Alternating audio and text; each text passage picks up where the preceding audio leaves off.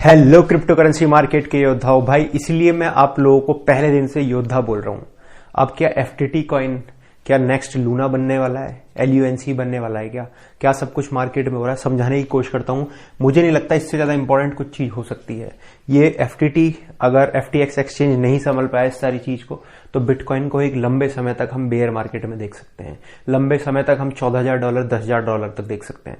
समझने की कोशिश करता हूं, मैं आपको डरा नहीं रहा हूं। जो प्रोस्पेक्टिव है मार्केट में वो बताने की कोशिश कर रहा हूं। जो मैंने अभी तक पढ़ा है, जो अभी तक लोग बाग बोल रहे हैं, जो मार्केट में सेंटिमेंट बन रहे हैं, वो सब कुछ मैं आपको समझाने की कोशिश करता हूं। अभी तक आपको कहानी तो समझ में आ चुकी होगी कि भाई मार्केट में चल क्या रहा है। बाइनेंस और FTX ये सबसे बड़े प्लेयर हैं, ये सबसे बड़ी वेल्स आप इन्हें समझ सकते हो क्रिप्टो मार्केट की। बिना बाइनेंस के कुछ नहीं है मार्केट में, बिना FTX के मार्केट में कुछ भी नहीं है। बाइनेंस सबसे बड़ा प्लेयर है, आपको पता है, और उसके ओनर हुए CZ एक बहुत बड़ी वेल है मार्केट में।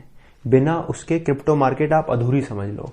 ऐसे ही FTX भी अपना अच्छा नाम बना चुका है, अच्छा नाम बना चुका है, बड़ी बड़ी जगह स्पॉन्सरशिप करता है। जब हम बाइनेंस का नाम लेते हैं तो ऑटोमेटिकली FTX का नाम भी आ ही जाता है। जब इन एक्सचेंजेस में ऐसा घपला होता है तो जो रिटेल इन्वेस्टर हैं, जो हम लोग हैं, उनकी हालत खराब हो जाती है। अब भाई रात हुआ क्या, आपको पता है, देखो ट्विटर पे चल रही है तगड़ी लड़ाई। इधर से भी जवाब आ रहे हैं, उधर से भी जवाब आ रहे हैं, दोनों में बहुत तगड़ा घमासान चल रहा है। पूरी मार्केट के लिए युद्ध हो चुका है, लगभग समझ लो कि रेड अलर्ट जारी हो चुका है। आप इस तरीके से समझ सकते हो। कोई शिवा कॉइन नहीं, कोई डॉज नहीं, कोई ट्विटर नहीं, जो चल रहा है भाई क्रिप्टो मार्केट अगर संभलेगी तो इन्हीं के बेसिस पे संभल जाएगी। अगर ये FTX नहीं संभाल पाया तो बहुत बुरी चीज हो सकती है मार्केट के लिए। आपको डरा नहीं रहूं, ये देखो रियलिस्टिक बात है, शायद सुनने में आपको बुरी लगे, बट ये हकीकत है यार, समझो कैसे। देखो FTX के पास ना अपना रिजर्व था खुद का। अब USDT पता है आपको, एक कंपनी होती है, कंपनी को चलाने के लिए उधार भी लेना पड़ता है, खुद का पैसा भी होना है। मैं आपको आम भाषा में समझाऊंगा। एक दुकान चलाने के लिए थोड़ा सा आपको उधार भी लेना पड़ता है, दुकान में अच्छा सा काम कराना है तो उधार भी लेना पड़ता है। फिर जब दुकान आपकी चलती है तो उस उधार को आप चुकाते भी हो। इस तरीके से ये एक्सचेंजेस है, इन उधार भी लेना पड़ता है मार्केट से, और उसके रूप में ये कुछ अपना या तो कॉइन दे देते हैं या फिर कोई स्टेबल कॉइन पकड़ा देते हैं, कुछ भी चीज ऐसी दे देते हैं जिन्हें लगे कि जिसकी वैल्यू है मार्केट में। तो इस तरीके से इन्होंने कुछ उधार लिया था मार्केट में। FTX एक्सचेंज जब चल रहा था, जब से चल रहा है, उसके बाद इन्होंने क्या, FTX एक्सचेंज वालों ने बाइनेंस वालों को उधार के रूप में, जब बाइनेंस ने इन्हें पैसे दिए थे तो FTX वालों ने उधार के रूप में, मतलब अपना चुकता करने के लिए इन्हें FTT कॉइन दे दिए और साथ में BUSD दे दिए। BUSD तो पता है आपको स्टेबल कॉइन है, बाइनेंस का ही है खुद का। FTX दिए, FTX ने अपने कॉइन दे दिए FTT, तो भाई बाइनेंस वालों ने रख लिए, कोई दिक्कत नहीं, अपना आराम से मजे में सारी चीज चल रही थी। अब उसके बाद क्या भाई, एक आर्टिकल निकल के आया 3 दिन पहले कॉइनडेस्क का कि भाई ऐसे ऐसे FTX एक्सचेंज पे, तो जो FTX एक्सचेंज है उसमें बहुत सारा घपला हो सकता है, क्योंकि जो इनकी लायबिलिटी है, जो इनका उधार है और जो इनके पास खुद का रिजर्व है, उसमें बड़ा घपला हो सकता है अगर मार्केट यहां से आगे गिरेगी तो। भाई ये चीज सुनी बाइनेंस वालों ने। अब भाई देखो, इनमें कॉम्पिटिशन तो है ही आपस में यार, एक्सचेंज है। तो बाइनेंस वालों ने क्या किया, CZ ने ट्वीट कर दिया कि हम जो है आने वाले 1 या 2 महीने में धीरे धीरे करके हम पे जो होल्डिंग पड़ी है, बहुत बड़ी होल्डिंग है इनके पास, बहुत बड़ा जंग है, जितनी हमारे पास होल्डिंग पड़ी है हम इतना मार्केट में बेच देंगे इनके FTT कॉइन, और हम ऐसे किसी भी प्रोजेक्ट में नहीं फंसना चाहते जैसे हम पहले फंस गए थे LUNC में। अब ये बाइनेंस का भी कुछ जो परसेंट था वो LUNC में था। ये समझ रहे थे कि हम अपने पास से सीख लेते हुए ऐसे किसी भी कॉइन में नहीं फंसना चाहते जो आने वाले समय में कुछ दिक्कत दे।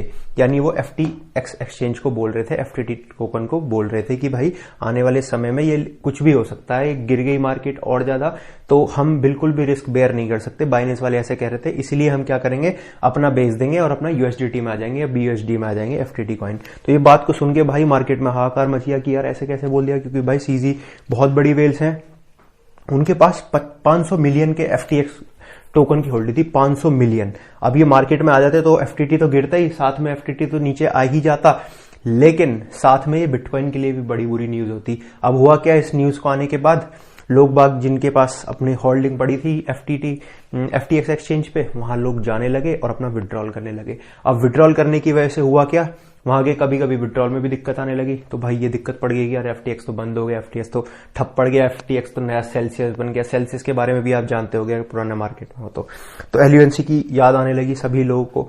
फिर क्या हुआ, उसके बाद भाई इनकी FTX वालों की खुद की कंपनी है एलामेडा ने क्या किया, स्टेबल कॉइन वहां खूब बड़ी मात्रा में पहुंचाए कि भाई किसी आम जनता को कोई दिक्कत नहीं होनी चाहिए। हालांकि विड्रॉल हो रहे हैं, काम बढ़िया चल रहा है FTX में, कोई दिक्कत नहीं है, अभी तक कोई प्रॉब्लम नहीं आ रही है। उसके बाद क्या, एलामेडा ने ट्रांजैक्शन भाई क्रिप्टो में तो सब कुछ पता ही चल जाता है ब्लॉकचेन पे, तो उनका पता लगा कि भाई अलामेडा ये इनकी कंपनी है जो बार बार डाल रही है और आम जनता पैसा बाहर निकाल रही थी, और ये न्यूज को सही बनाने के लिए, मार्केट में सही हवा रखने के लिए अपना अलामेडा लगातार जो स्टेबल कॉइन है उन्हें ला रही थी। अभी तक सब कुछ ठीक चल रहा है, और अभी तक की जो मैं खबर बताऊं तो FTX ने सही संभाला है। अभी तक जो भी चीज चल रही है, जो हमने सपोर्ट बताया था ना आपको 22 और $21 का, वो अच्छे से सपोर्ट कर रहा है। FTT हमने इसकी कॉल भी आपको दी थी, इसी न्यूज बेस्ड पे दी थी कि अभी ये रूमर फैल रही है, फड फैल रहा है मार्केट में, समझ रहे हो। और फोमो, फड और फोमो दोनों चीज एक साथ चल रही है मार्केट में। क्रिप्टो मार्केट इसलिए सबसे ज्यादा वॉलेटाइल है क्योंकि यहाँ भाई सेंटिमेंट पे चलती है सारी चीज, फड और फोमो पे ही सारी चीज चलती है।